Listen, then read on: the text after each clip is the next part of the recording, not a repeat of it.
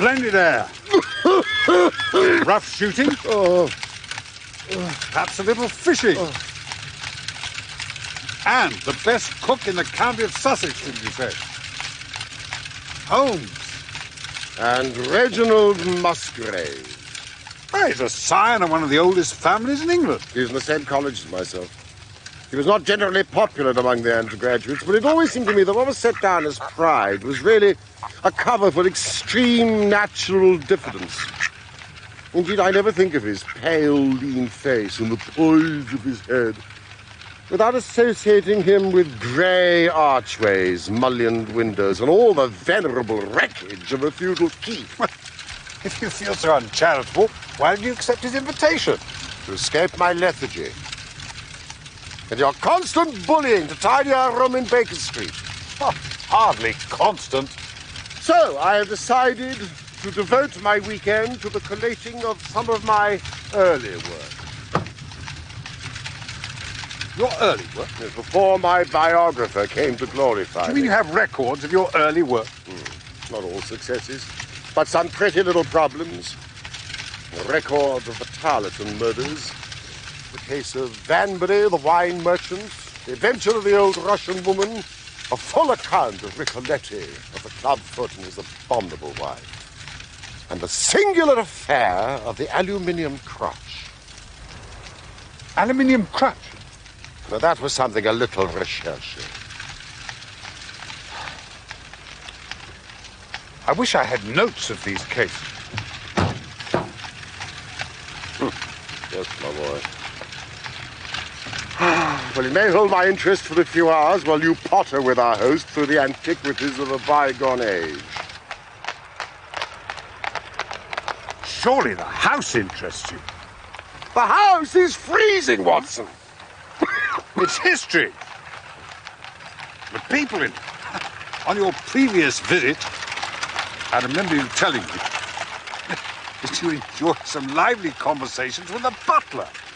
What's his name? Brunston? Oh, Brunton. A young school teacher out of place. Did he not speak several languages? He played nearly every musical instrument. A man of considerably more intellectual ability than his master. Watson, we must behave ourselves. Brunton! Mr. Holmes, a pleasure to see you again. My friend and colleague, Dr. Watson. Welcome to rehearsal, sir. Musgrave. My friend and colleague, Dr. Watson. So glad. It's a long time. Yes. And how has all gone with you? Oh, busy. Since my father died, I've had the estates to manage. And as I'm now a member of Parliament for the district as well. But you, I have noted, are still turning to practical ends and powers with which you used to amaze us at college. Yes, I'm still living by my wits. And how is the dear wife? I'm not married, Holmes. How wise. And the windows date from 1596. The manor is thought to be the oldest inhabited building in the country. I once knew some northern Musgraves. They did come from the north originally. A cadet branch of the family broke away from the northern Musgraves and came to West Sussex in the early 17th century. Ah.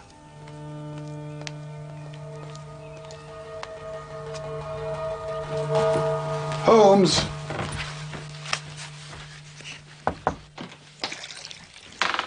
Holmes.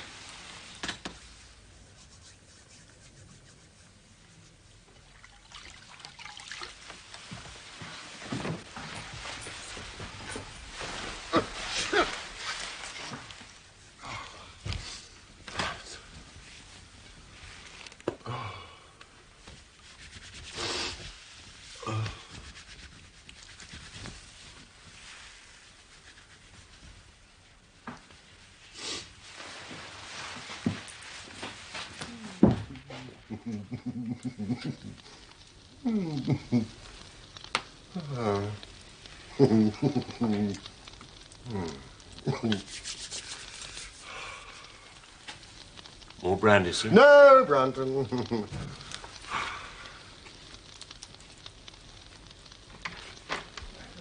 That's how the story goes. I'm not going to vouch for it, of course, but the commission is over here. It's signed by Prince Rupert.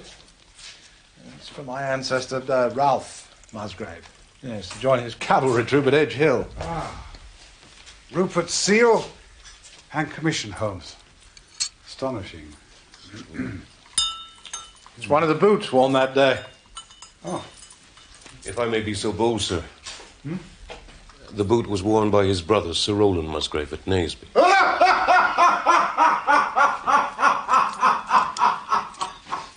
Oh, was it indeed? As my butler was once a schoolmaster, I must bow to his scholarship over mine in matters of my own family's history. Yeah, no, never mind. You may leave us now.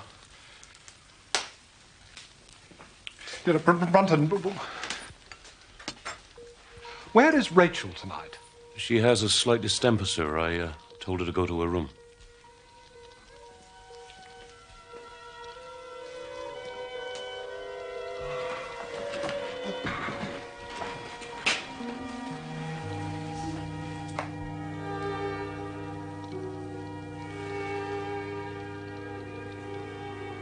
Good night, gentlemen.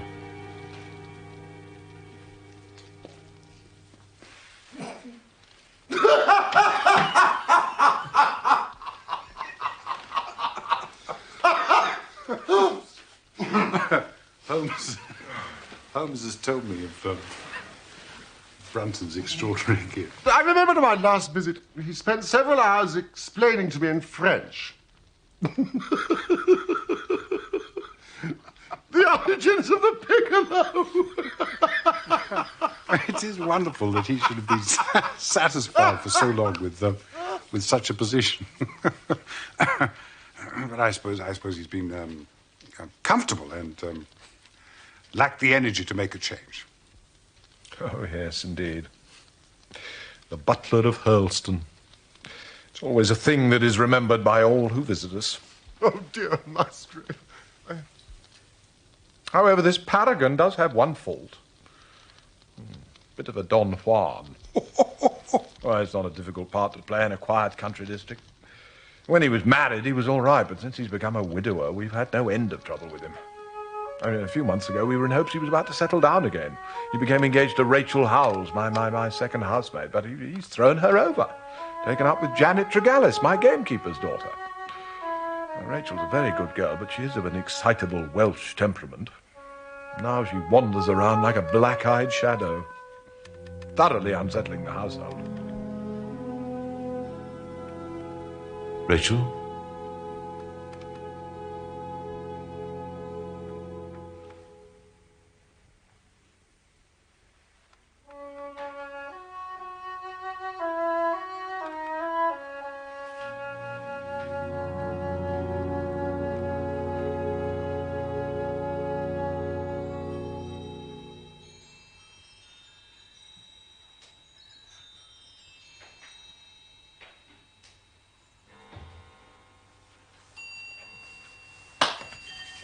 Good morning, Holmes. Sir Reginald? Shh.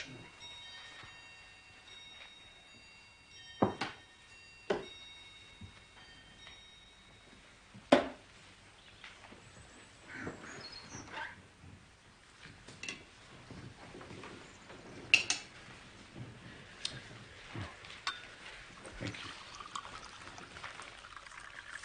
Where's Brunton this morning? It's all right. It's all right. It's nothing. Oh, no. Nothing. It's all right. It's all right. The girl is fainting, Watson. My dear young woman, you should not be at work. You should be in bed. You may leave your duties, Rachel. Come back when you're feeling stronger. Oh, I am strong enough, sir. I'll be the judge of that. You must go to your room. Lie down. And on your way, tell Brunton that I wish to see him. The butler's gone. Gone? Gone where? He's gone. He's not in his room. No one's seen him. Oh, yes, he's gone. He's gone.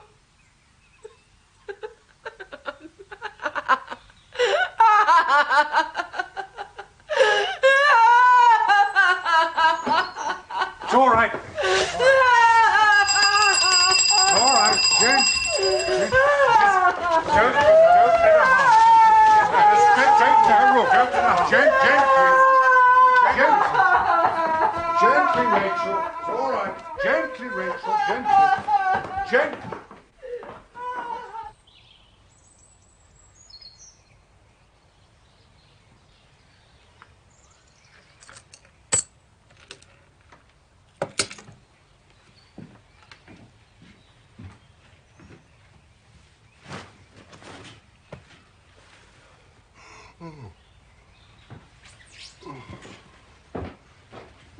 But the bed's not been slept in. Have you searched the house? Oh, from cellar to garret. The girl was right. There's no trace of him. He's gone. Difficult to see how a man could have left. I mean, the windows and doors are all fastened. And what man goes away in the middle of the night and leaves all his possessions behind? And money, watch.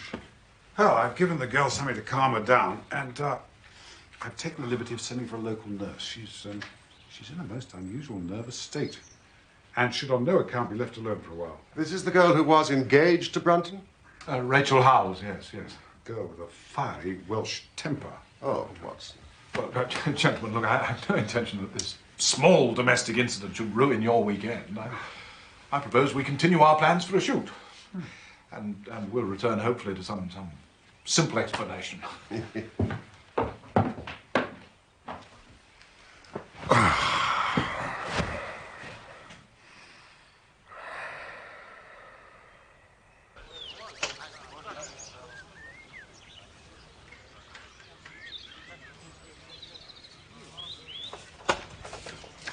Come up, come up.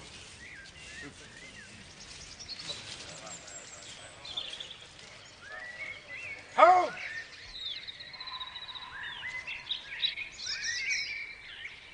Well done, Watson.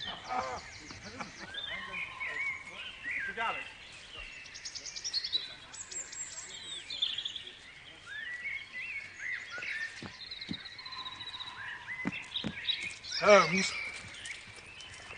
Holmes, I was telling Watson something happened last night which may throw some light on this matter. Well, this is very embarrassing, but I find I need your advice. I couldn't sleep after foolishly taking that cup of café noir after dinner. And about 2 o'clock, I gave up the struggle. I came downstairs to fetch a novel I'm reading, which I'd left in the library. Well, you can imagine my surprise when I saw a glimmer of light coming from the open door. I remembered I'd extinguished the lamp and closed the door when we retired. Naturally, my first thought was of burglars.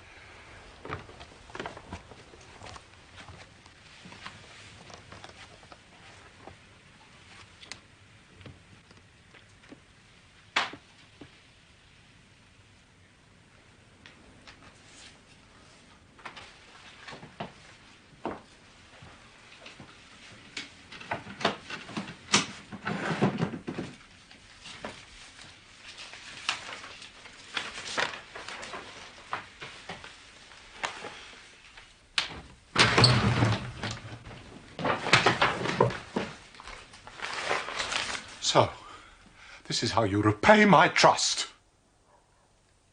Prying into my family documents. You will leave my service tomorrow.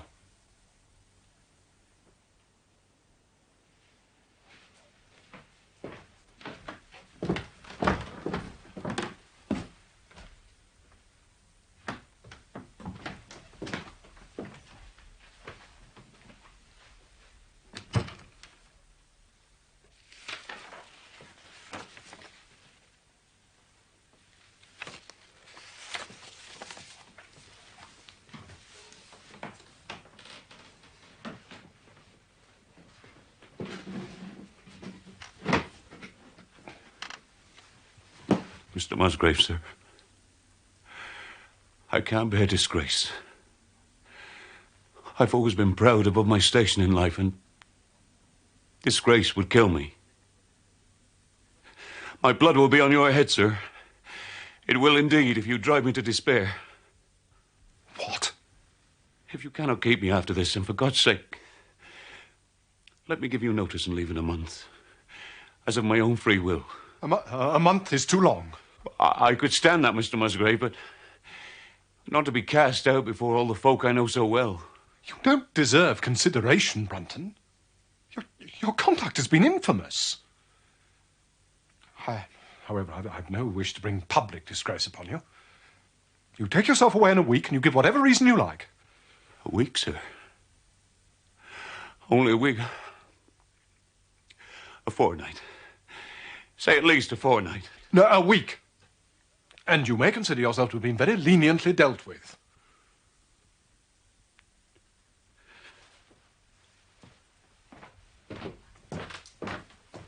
But what is strange is that he seemed most anxious to stay. Well, it's quite plain to me what happened. He went back to his room, thought it over, decided to stage his disappearance, there and then, cleverly. Possibly with the help of his new woman friend. Janet? Oh, no, she lives with her father on the other side of the lake. And besides, I doubt if she'd have the wit to help him.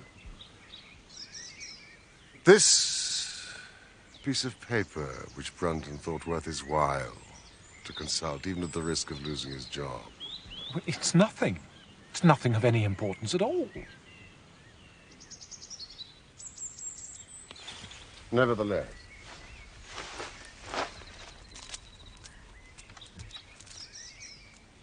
It's simply a copy of the singular old observance called the Musgrave Ritual. A ceremony peculiar to our family, which each Musgrave has to go through on his coming of age. It's a strange catechism. Undated, but written in the style of the middle of the 17th century. Would you and Watson be good enough to read it out to me? Oh, Doctor, I know it by heart. Whose was it? His who is gone, Who shall have it? he who will come. Where was the sun? Over the oak, Where was the shadow? under the elm. How was it stepped? West 8 by 8, south 7 by 7, west 6 by 6, south 5 by 5, and 2 by 2, and so under. What shall we give for it? All that is ours, Why should we give it? for the sake of the trust.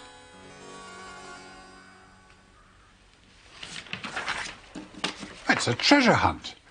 Oh, no. I remember as children we often tried to solve it. It leads nowhere. Could Brandon have seen this before last night? It's possible.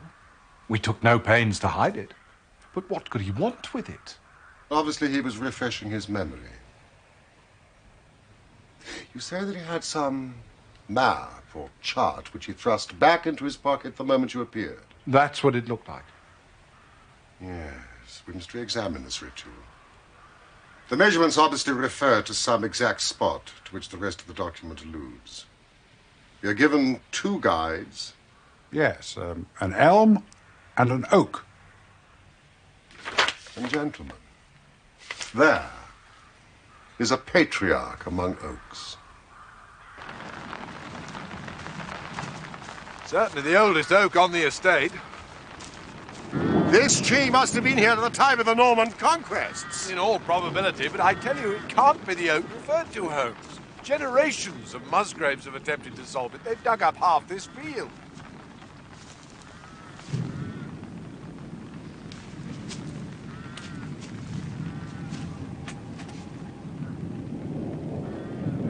You are right, Musgrave. This is not the oak referred to in the ritual. Are there any other large oaks in the immediate vicinity? Not within a mile of the house. Where was the sun? Over the oak. We can make nothing of it today, old man. The weather's turned.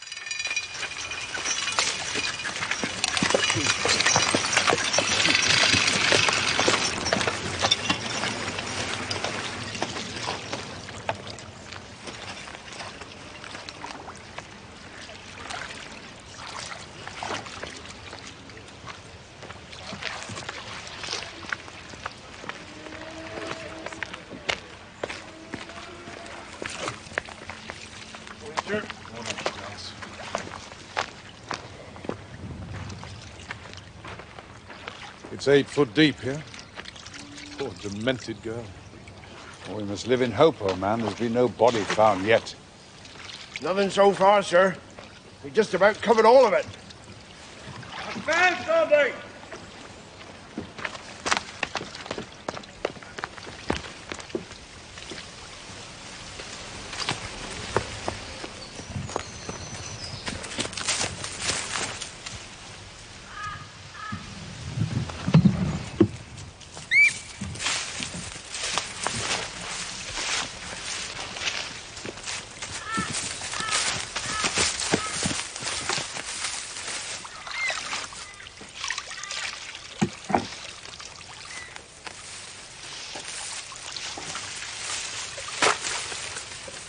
What does it contain?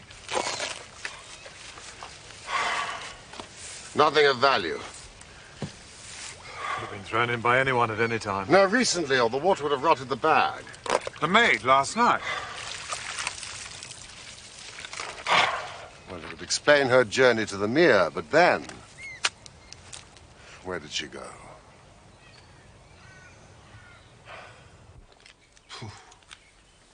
There's nothing here, Holmes. It's just a mass of rusted and discolored metal and some pebbles. And where is Brunton? Or Rachel? Why should anybody bother to throw this into the lake?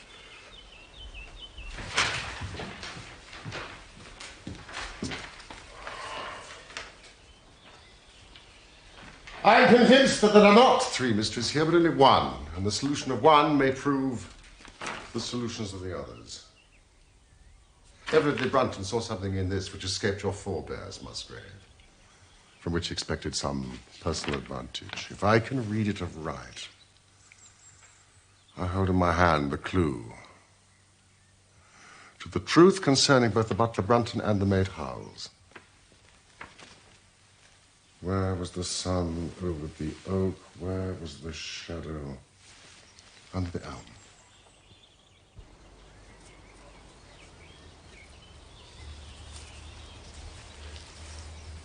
So this is where it grew? Yes. I suppose it's impossible to tell me how high it was. Oh, I can give you that at once. It was 64 feet. It's my old tutor. He used to give me lessons in trigonometry. When I was a lad, I used to know the height of every tree and building on this estate. I am grateful to your tutor. Tell me, did Brunton ever ask you such a question? Here, on this lawn? Now that you call it to my mind...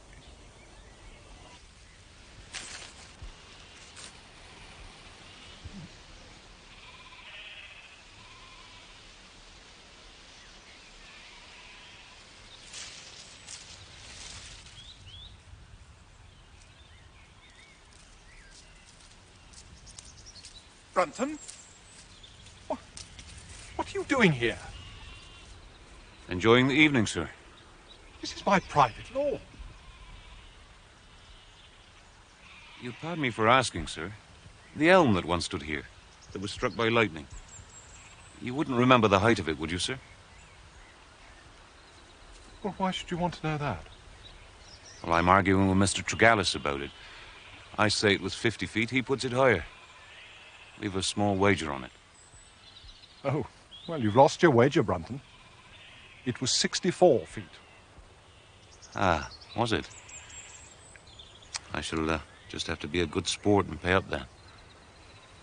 Thank you, sir.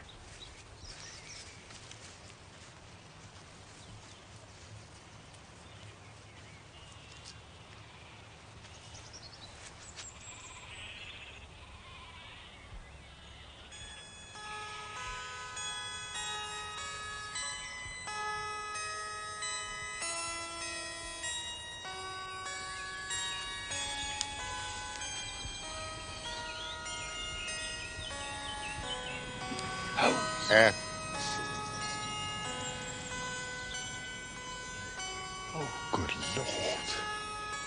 Now we must find where the shadow of the elm would have fallen when the sun is just cleared of that elm. Well, that'll be difficult, Holmes, since the elm's no longer there. Well, now, come, Watson. If Brunton can do it, then so can we.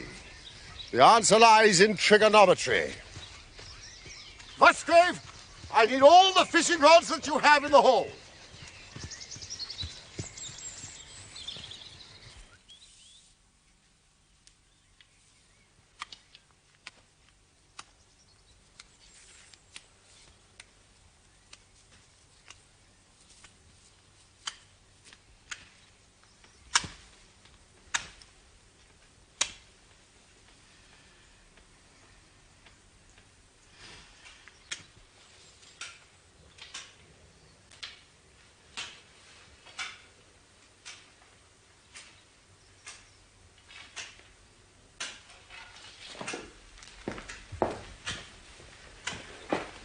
Holmes. Yes? I don't quite follow this. Ah, splendid. Musgrave. Every rod in the house. Thank you.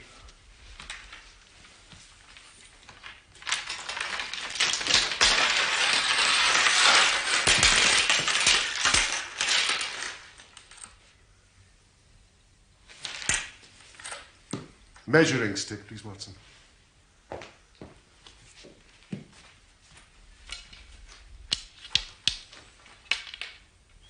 Would you hold that for me, Musgrave, please? And that. Now, will you take the last yard of the string and tie it to the base of the fishing rod, Watson? Yes. And when you've done that, would you bring the ritual and join me on the lawn?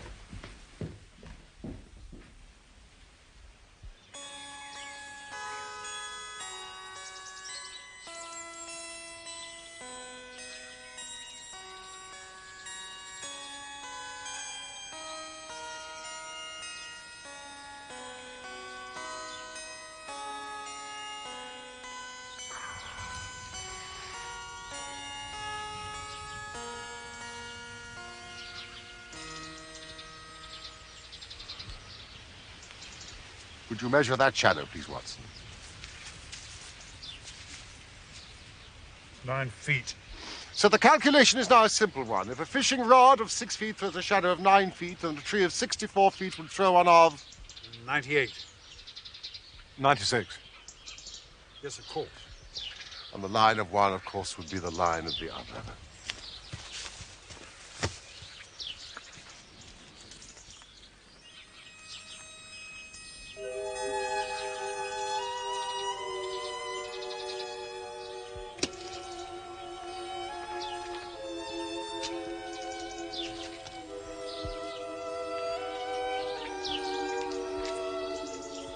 Watson, look! 2 inches from mine.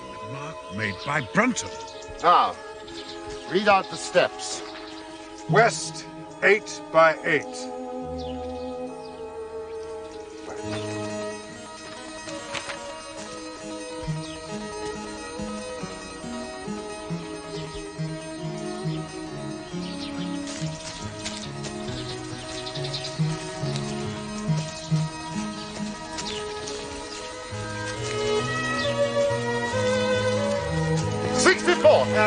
South. 7 by 7.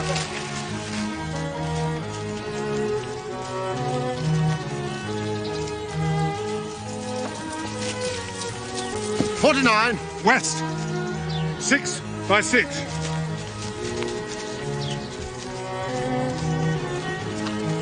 36 and... South, 5 by 5.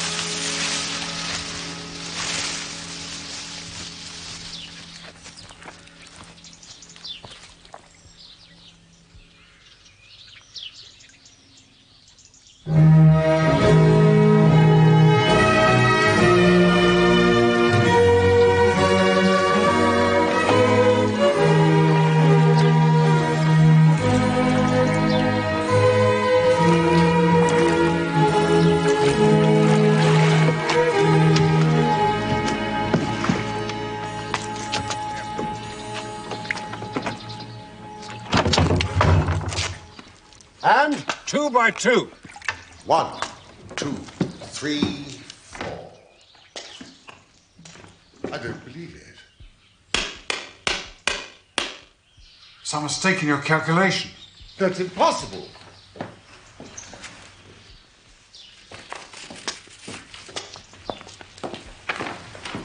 Brunton hasn't been here. 2 by 2 and so under. These stones haven't been moved in many a long year. And under. Holmes, you've forgotten the and under. Is there a cellar under here? As old as the house.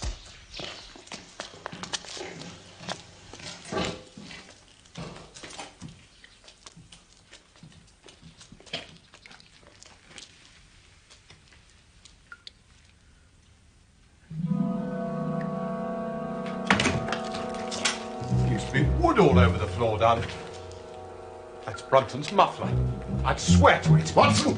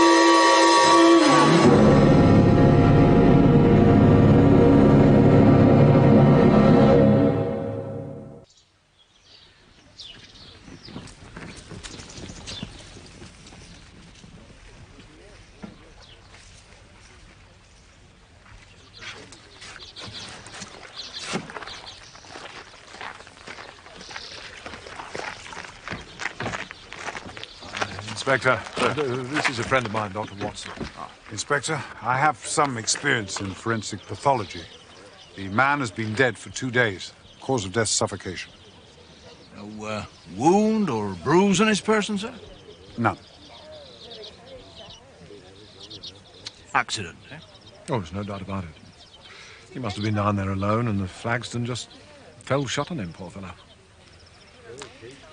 Yes, Sir Reginald, I'm told that your butler was down in the cellar in an unused part of the house. What was his business there, sir? A butler's duties are many and varied, Inspector. I can't possibly answer that question. Well, no one would have heard his cries for help in that part of the house. That is the point, surely, Inspector.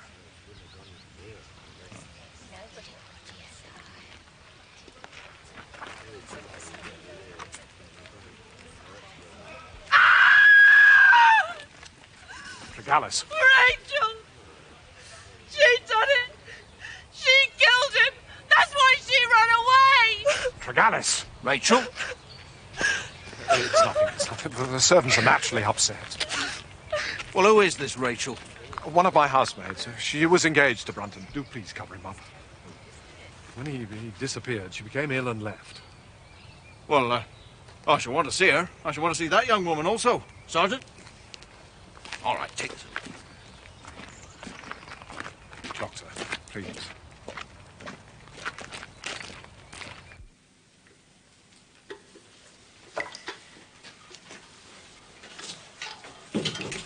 The local inspector, Holmes, would like. If you could find a plausible explanation for him to avoid publicity in this wretched... I must confess that so far I am disappointed in my investigation. I had reckoned upon solving the matter when once I'd found the place referred to in the ritual, but now that I'm here, I'm as far as ever from knowing what it was your family concealed with such elaborate precautions. But you've solved my mystery of Brunton. But how? How did his fate come upon him? And what part has been played by the woman who's disappeared?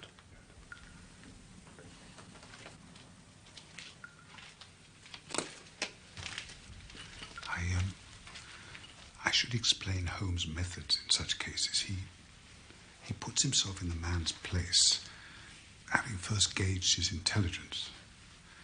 Then he tries to imagine how he himself would have proceeded in similar circumstances.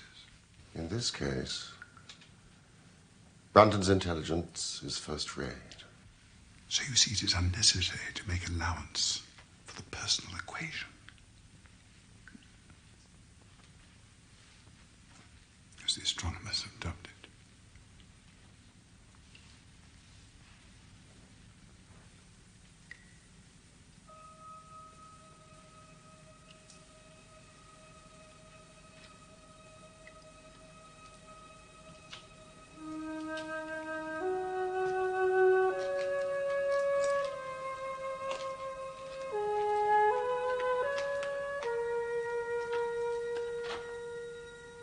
He knows something is concealed.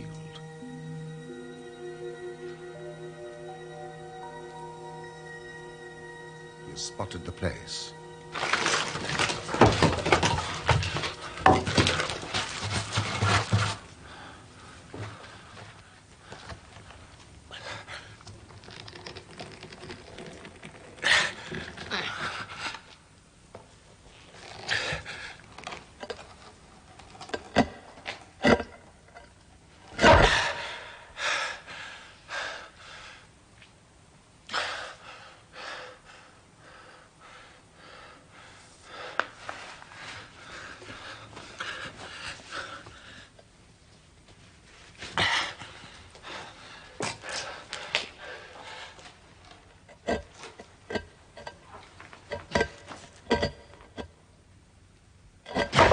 He's found the stone is too heavy for a man to move unaided. So, what does he do? Help from outside. No one to trust. Help from inside. But who? Rachel. She still loves him. He sees it in her eyes for all her show of hate.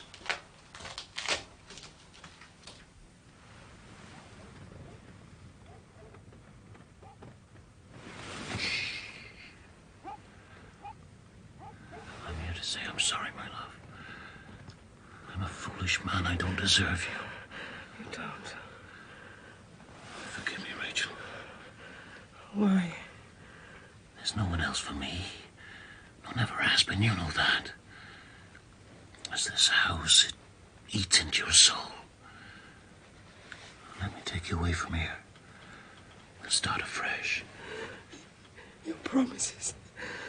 Oh, Richard, you make them so freely. You've never loved me. Oh, you're wrong. Oh, I love you for your beauty and your spirit. We're a perfect match. With my brains and your heart. What do we want with service to others? The world is out there calling us, my love. And how do we get out there with no money? We'll have all the money we need. I've found some in this house all them country squires have missed. Now I've found it and I'm ready to go. But not without you. I couldn't live without you. I'm to be your husband, Rachel.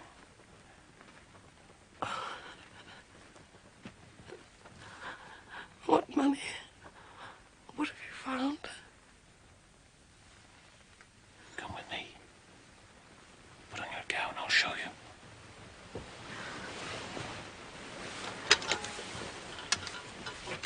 Softly now.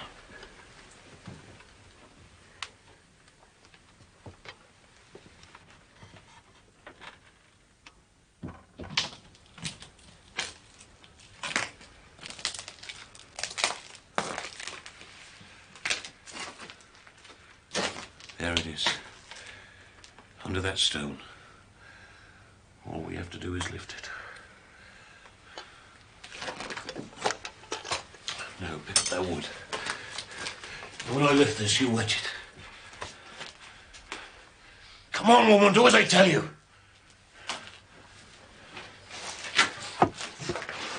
Ready?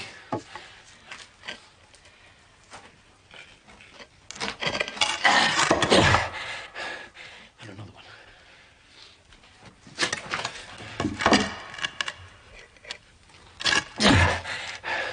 And that one over there. There is a slight indentation on this log.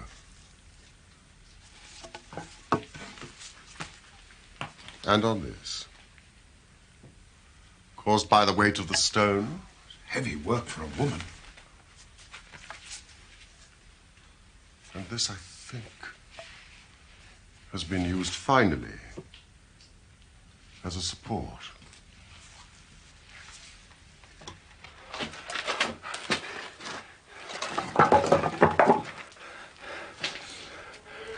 There's our treasure. That box has lain there for 2 centuries or more. You're going to steal it? How can you steal what nobody knows exists? Well, how did you know then? Brains, my girl. History and mathematics. Here, hold the light for me.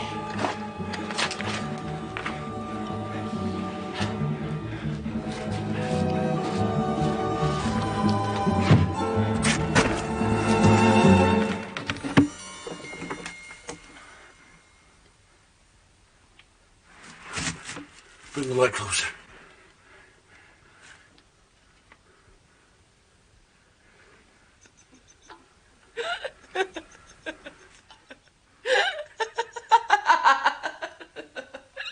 Make our fortune.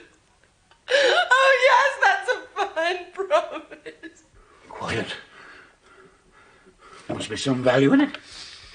Oh, clever are you? Oh, pride more like. Oh, better than your masters. Quiet, woman. I know your cleverness. Husband, you just needed me to help you. If it had been treasure, you'd have been off and away without me. You'd have gone with her. You're a fool if you believe that.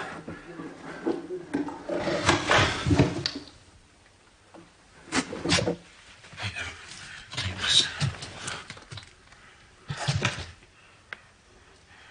Help me out of here. Rachel. Rachel!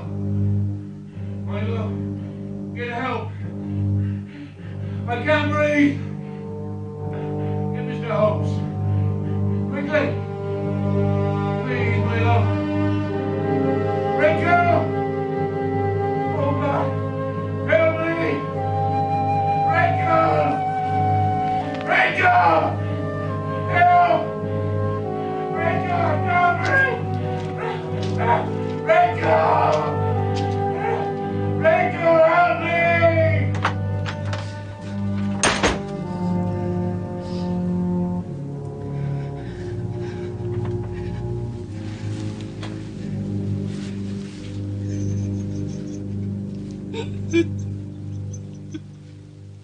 That will explain her blanched face and her fevered brain at breakfast the next morning.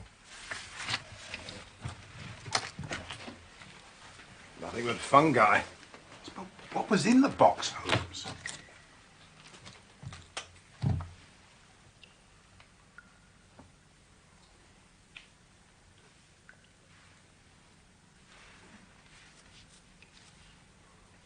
It's Charles I. We may find something else of Charles I. The bag that was fished from the mere. Gentlemen, look. It's a jewel. A family heirloom. It's possible. Your ancestor, Sir Ralph Musgrave, was he a prominent cavalier? Oh, yes, indeed, yes. He was close to Charles II in his wanderings during the Commonwealth. Then I think that should give us the last link that we wanted.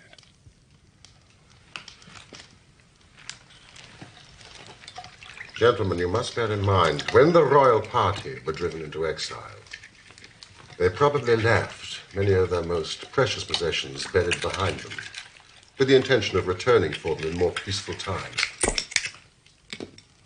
Gold, Musgrave. Watson, I believe you have in your hand a relic which is not only of great intrinsic value, but also of great importance as a historical curiosity. What is it? Nothing less than a fragment of the ancient crown of the kings of England. The crown? Oh, no, Holmes, it's too fanciful.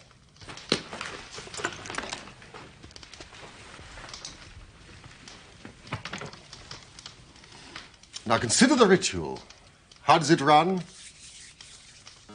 Whose was it? His who is gone. That was the execution of Charles. And then, who shall have it? He who will come.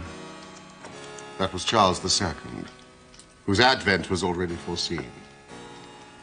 There can, I think, be no doubt, gentlemen, that this battered and shapeless diadem once encircled the brows of the Royalstons. But how came it to my family? When Charles I was executed, the crown was seized, broken into pieces, and sold for 1,000 guineas.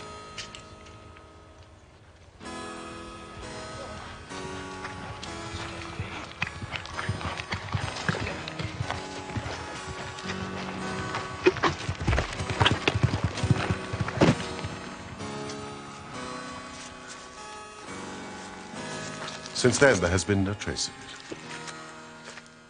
Until now. But why did Charles not get it back on his return?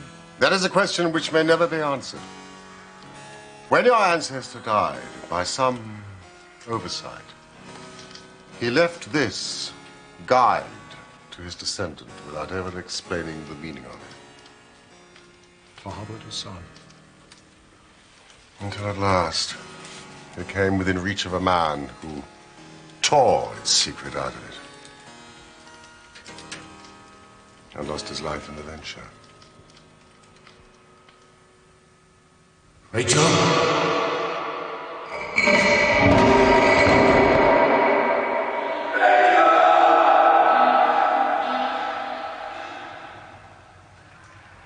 Was it chance the wood slipped? Was she only guilty of silence? She had a passionate Celtic soul. The man had wronged her. She had him in her power. Might it not have been vengeance that sent the stone crashing.